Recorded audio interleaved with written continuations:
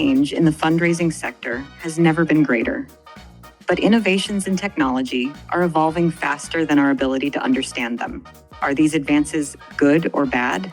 Do they have unintended consequences? And what is the application to the global fundraising sector? That's what we're here to find out. Welcome to the Fundraising AI podcast, your up-to-date resource for responsible AI for the global fundraising community, hosted by Nathan Chappell and Scott Rosenkrantz. Welcome, everyone. We're back to episode 4, I think, of the AI fun. Where are we? The Fundraising AI podcast. It's so great to be here. I'm Nathan Chappell. I'm with Scott Rosenkrantz, and we are really excited to be here as your go-to responsible AI podcast for the global fundraising community. We've got a lot of new things to talk about this week. This is one of those areas that you can work in where if you blink, everything changes. So there's no shortage of information and context that we can share with you. Scott and I synced up before this call, and we're just going to jump into a bunch of cool things. So Scott, how are you feeling today? Are you ready for this? Good. I'm jazzed as always. I mean, a lot of cool things to share. One of them was your webinar and some of the stats that you brought up in that webinar. I can't get over the word jazzed. So that definitely is, it's my new word. Chief data scientist, jazzed. I've probably used it jazzed 7 times in the last 3 weeks, and I'm just really, really jazzed about it. I feel like you wear collared shirts and shorts with tall socks. Like if you use the word jazzed, like you're walking around with shorts and tall socks on for sure. I'm bringing it back. Prove me wrong. I'm bringing it back. Prove me wrong. I know. No, I've no doubt you definitely are a trendsetter, at least in some things, technology for sure. So here's the deal. Like we always have more things that we want to talk about that we can't get to. So we're just going to jump in, and next episode is going to be awesome too. We're just do a little plug for it right now. We're going to talk about culture and AI transformation, AI readiness. We are also starting our theme week where we're going to kind of break down the different areas within fundraising. So next week will be the major gift theme week. And that's our little accountability prompt so that we stay on that and talk about really practical ways like major gift officers and people who work in major gift fundraising can use AI, both predictive and generative. Yeah. And then kind of this area around transformative tech meets transformational philanthropy. So we already got next episode lined up. So if you hate this one, just, pause it and wait or fast forward it and go to the next one. But here's something I'm thinking about. Yeah. I do like that you say that next episode is going to be really awesome. Like these ones have been like mediocre and okay, but stick with us next week. You're really going to love this. How I view this is like I view everything like this is, it's like AI. Like today is the worst AI that will ever be. Like this podcast is the worst podcast that will ever be. Ideally, right? Hopefully next week is not the worst one that'll ever be. Like we'll actually learn and get better. So hopefully. I guess that'll be the test, right? I know. That'll be the test. Only one way to find out. Keep on at it. Keep plugging away. Keep at it. Hopefully people will let us know like this sucks or this is good. Keep on doing more of this and less of that. And then we can actually get better. So let's hope this is the worst podcast we'll ever do and that it will only just get better. And go with that. If you do give us that bad feedback, just do it nicely. Be kind to our ego. Yeah, thank you. Yeah, Scott, especially Scott, he's got pretty thin skin. I'm just kidding. So here's what I've been thinking about lately. Like you and I are both obviously, more on that early adopter. We started using GPT like right away. We were already following all the GPT-3s and all that before, ChatGPT came out. But what has transpired for me, we've talked about this before, like doing a Google search now for me seems like archaic. Like it literally in my brain is like my biology, my brain is switched of like Google equals homework. Like I just like, I have to read all this stuff that equals like stuff I have to do. I don't want to do that anymore. So it's just like, it's more my natural instinct. I use ChatGPT. I came in the office at 7 a.m. this morning working on an op-ed. I had it review it, what gaps, what other things that it should be added to that. I use it for kind of a legal review. I'm just like all day long. But here's where I find myself. So this is so interesting is that like I talk to my phone now like it's GPT. So like I'm like, hey Siri, can you do this, and like 3 things, not even like 4 things, but like 2 things.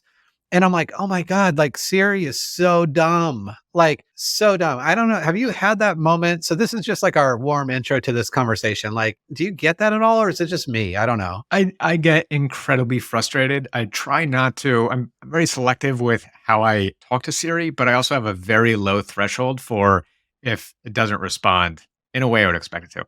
And I think that threshold has been even worse since ChatGPT and Perplexity and all those tools. I use it a lot for my smart home control or like starting my car. And I mean, Ugh. all things that just I could easily do on my own, right? So it's more, I'm probably just a glutton for punishment, I think. Does it work though? Like, are you like constantly like, start my freaking car? Like, why don't you understand me? Like, is it that? Or it's like, no. On my, the frustrating part is on my HomePod and my iPhone, it'll work. If it picks it up on my watch, it'll say you need to download an app to do this. So it doesn't really know what it's doing, but I also know that I can't ask it anything I want to ask it. I can't say like, what's the weather going to be like next week, and is this a good restaurant for me to check out, as I'm in Savannah like I was 2 weeks ago, right? It's going to say that's just too much if it even responds to me at all, right? Right. Yeah. You can't even ask it to set 2 alarms at the same time. Like you have to Yeah. pause and then wait and do another one. Yeah. And it probably exacerbates the issue for me. So like I have on my phone, obviously I'm an Apple person, have been since the very beginning. And, so I've got Siri at the office. I try to separate. I keep my different personal lives separate. So at the office, I have Alexa. And, that thing just annoys the crap out of me sometimes. Like in the middle of the day, it's like, do you want to know a favorite, a poem Ugh. or something? I'm like, no, I didn't ask for a freaking poem. And then I go home and my house is Google just because like, I don't know, I think I bought a Google TV. So it's just like, let's just go with this. And so I've got Google, the pod and all that. And it's hilarious because at home, for punishment doing that. I might be, I know, like three different things. You're like, where am I? Who am I talking to? What language? But the craziest thing is so funny to me, like, and we'll move on past this in just a second. So like my wife just does not get it. Like she'll be like, Google, turn off the TV. And like something really loud or like really fast, or like she'll say it like in her kind of mumbling tone or whatever. And I'm like, oh my God, like, no, like like, it's just so dumb. Like you have to really like Google, turn off my TV, and then it will do it. But it's like we have become the machine to the machine, in those cases. So all this to say, the worst AI will ever be is today. So that's we're gonna end this where we started.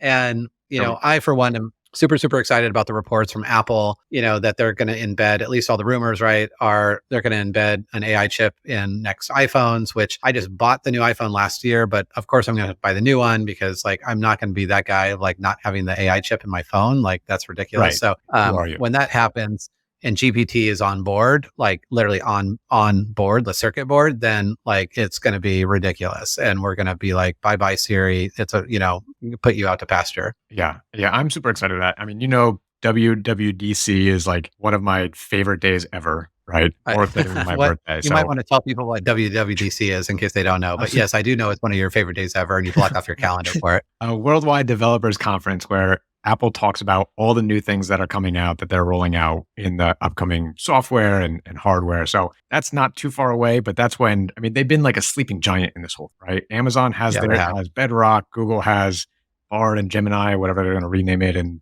3 months. Microsoft, like they're all over the place, but Apple has just been incredibly quiet. And we know that they don't just let this stuff pass by them. So if they're going to come out, they're going to come out swinging, and we'll hear about it. They are.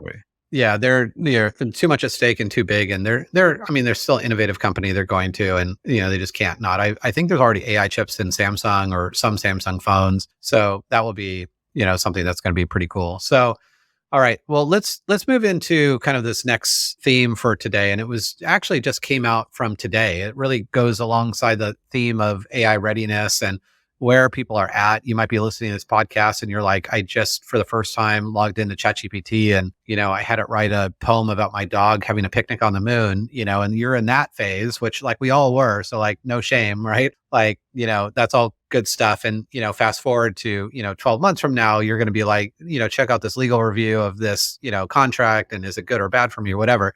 But I was on this webinar today with Alfred Group, and they're a great consulting firm. I've got to know them through the Giving Institute, and yeah, over 200 people on the call. And it was really, the call was about digital storytelling, and it was framed, I was on it and there's other panelists on it. It was all great. And it was framed a little bit about AI, but I was surprised, like through the chat, the whole chat was like, they were actually very technical questions, like things like, how do I keep my database safe from AI? Or how do I know that what I'm putting in there is safe? And like actually like fairly intuitive, like smart questions around, privacy, security, ethics, all those, which are usually the first questions that people have of like, is this safe? Should I even, wade in? And that's kind of cool. But they put a poll up during the session, and I'll just read the statistics here for a second, and then we can talk about like, this is surprises or not. So the poll, up to 200 people responded. It was, where is your organization in its journey with AI communications tools? So again, it's like, communications could be everything. A major gift fundraising, donor relations. It could be in the prospect research side. So anything that AI and communications. And only 5% of the 200 people said they're actively integrating AI into their workflow. 17% said they were piloting and testing some AI tools. 42% said they were exploring potential AI tools. 36% said they were hesitant to adopt any tools right now. So basically giving AI the big middle finger. And a third of people basically said don't want anything to do with it, but I'm still going to join this webinar to talk about it, Right. which I thought was kind of interesting. So I don't know, like, you and I, we talk about this a lot because we're talking with nonprofits all day long now around the world, and like 5% are actually already have it actively integrated into their workflow. Does that like seem surprising to you? That I don't know if that seems surprising. I mean, because the question wasn't, are you personally using AI, right? If that was the case, Right. that might have jumped up to maybe 15%, I would hope, right? I mean, I was just at a conference again last week where I asked the audience, or not a large audience, but I asked the audience who had used ChatGPT, and maybe a third of them raised their hands, right? So Right. in terms of institutions or organizations adopting AI, like we know we've been doing this for quite a while, and we know that it's a very small percentage. So 5%, it's concerning, because if we were to ask the same thing at the for-profit sector, right? What do you think that would be? 80%? I mean, yeah. I mean, again, it's this whole thing of like, how are we quantifying AI in your workflow? But like, I mean, I would say that an organization like this is a Salesforce report that we were talking about last week, which is like what percentage of people are using it. And it was like a third of people are using it, but half of those people are doing it without permission from their employer. So, I mean, not surprising, the nonprofit sector is behind the private sector, Right. but yeah, when I think about communications, I maybe this is why this really struck me a little bit, and I wanted to talk about today, because we talk about communications. The world of marketing communications in the private sector will never be the same. Like, and there's a great example, which we'll get into in just a second, about how like just is surfacing in real time. But like communications of all things, like a large language model by nature is literally, advanced natural language processing. It's just taking lots of words, recompiling them in really intuitive, contextual kind of statements. Communications of all the places in nonprofit, I would have thought would be higher than if you were like, if this was for major gift fundraisers, how many of you are using AI? Maybe the 5% wouldn't have surprised me in that context, but it definitely has surprised me in this context. Right. That's a good point. At the conference, I was talking to a guy who took an Uber to the conference, and he said that he was talking to his Uber driver. His Uber driver was a marketing communications consultant and vendor, right? And the guy I was talking to was like, well, how'd you find time to do Uber? He's offloaded all of his work to ChatGPT, which opens up all of his time to take on additional income, right? So this is, like you said, it is changing, and it's never going to go back to the way that it was. So it's going to flood through marketing communications, maybe a little bit slower on the nonprofit side, but it's going to get there eventually. This is my takeaway and my kind of leave behind homework. And it seems to be like just an ongoing kind of thing. It's just going to get really, tiring. If you invite me to a dinner party, you're just going to hear about it all the time. It's like, it's just start. Like, honestly, and we talked about this before, like Connor Grennan and his whole thing of like, if you can tell us how you're spending $20 a month in a better way than paying for ChatGPT, like tell me, like, I mean, because I want to know. The reality is like this tool, if you just use it once a day, there's no way that you're not going to see how this can transform your work. So specifically, again, we're talking about generative AI, which is, again, like for nonprofits, completely accessible and even free if you don't want to spend the $20.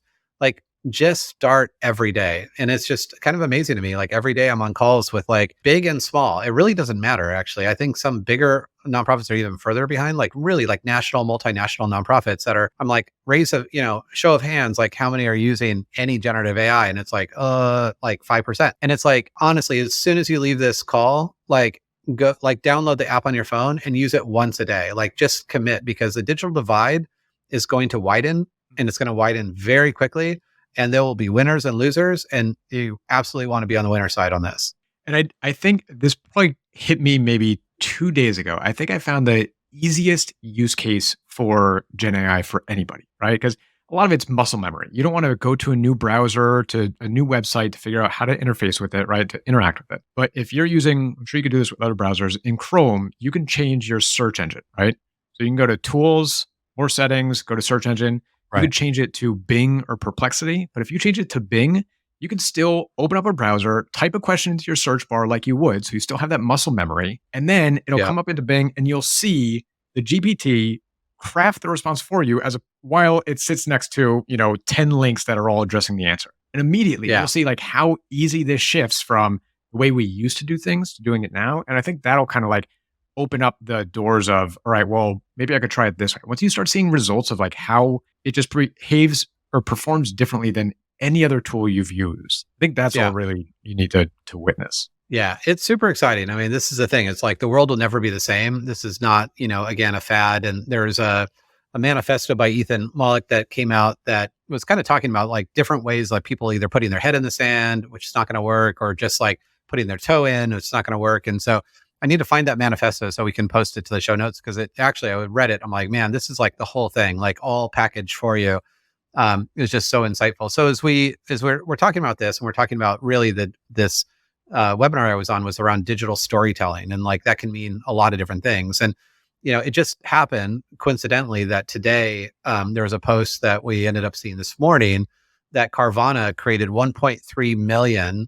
So Carvana, the car, kind of whatever CarMax kind of company, Carvana, 1.3 million custom individual videos with animation and sound specific to an individual and their car. And I mean, this is like something that kind of like blew me away, because I mean, I was a nonprofit for 20 years, and we kind of, for many years, not 20 years ago, but maybe 8-10 years ago, we started using words like hyper personalization, and like, one day, like there'll be the opportunity to do segmentations of one, right? And today is the first day that I actually saw that truly being delivered as a segmentation of one, or we use the term N of one, like you're an individual within an organization, using the data that the organization has to craft in real time, essentially an animated video that was fairly breathtaking. I don't know. I mean, it was like the way it was done, it was craftily done. You could tell it's like the worst AI will ever be, but it had an audio script that went along with it that was custom to, it's my car, and I'm telling you a story about how excited I was to meet you a year ago, and how like we've done these journeys together and blah, blah, blah. It's pretty cool. We'll put the link in the show notes, but like, honestly,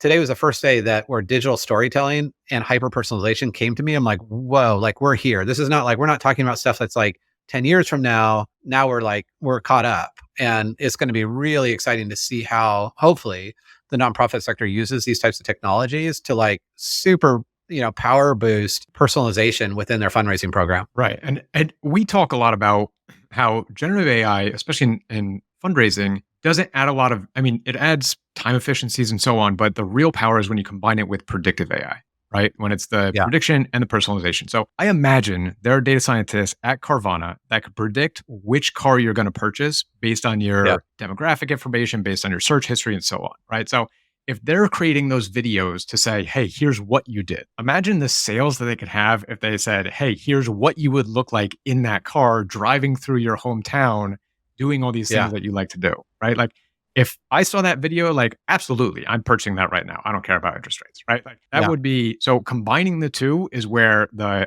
significant value is going to be, right? Yeah, no, I think that's such a good point. And like, again, thanks for kind of grounding that back in the predictive AI, because, this probably should be our mantra for the next year. Because I predict in a year, it will be like, oh my gosh, generative AI is cool, but it's like a ship without a compass, right? Like you've got the stuff and we create cool content, but that content is directionless. Versus like, okay, to your point, like you're taking that consumer data, whatever data that they have on what cars you bought in the past, or which cars you looked at on your app and saved on your app and looked at again multiple times on your app.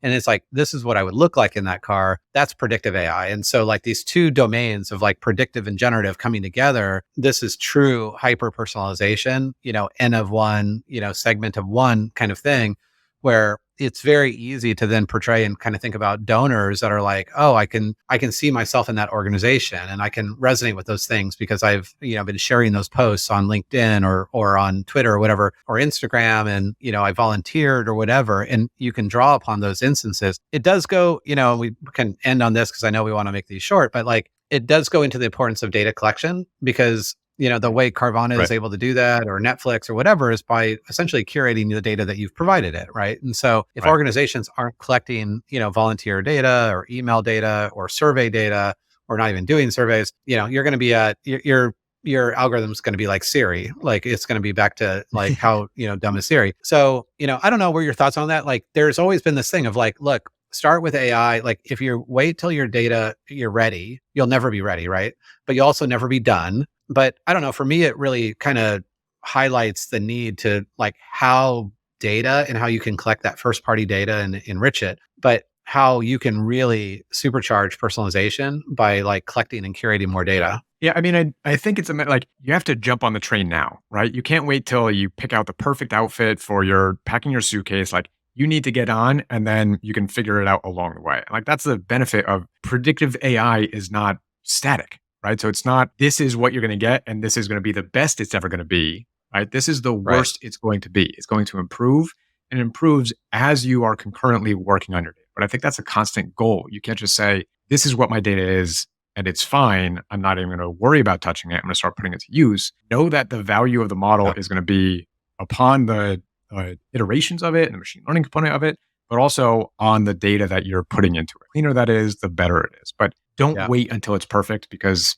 you're never going to have an AI model if that's the case. Yeah, I think that's great advice. I mean, we, for many years, like we just always heard that. And even being in the nonprofit sector, I mean, you were doing it too. It's like, where data's not ready, or we got to focus on data hygiene. The good thing is that AI is actually fairly forgiving in how it processes data and essentially creates tests to normalize data. But I guess the two takeaways from this entire podcast today will be like, one, just go do it. Like if you're not on GPT, start out the morning. I like your suggestion about creating, using that as a different search engine. Just start making this a thing, because you will level up and future proof your career if you are using AI, because that digital divide is coming. You want to be on the winning side, not the losing side. And then two, it's really a matter of just do it. Like to your point, like if you don't, you wait, you're just never going to be ready. You just got to go and you've got to iterate.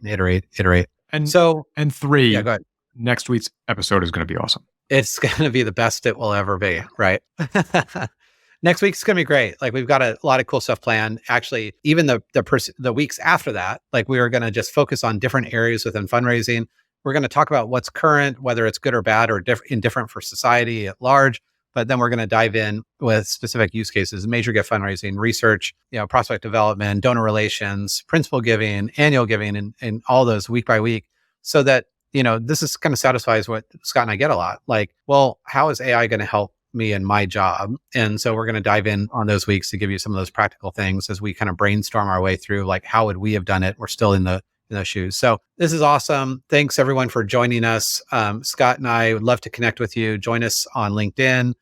Follow fundraising.ai on LinkedIn. If you're looking for resources on responsible AI for fundraising, go to fundraising.ai, where we've got 54 hours of video content already pushed there. Now this podcast as well. And the framework for responsible AI, which Scott now oversees and stewards the governance of that framework. So it's great to be here. If you like this podcast, tell everyone, your friends and neighbors and everyone you know. If you don't like this podcast, don't tell anyone. And it will be our little secret. All right. Thanks. Take care, everyone.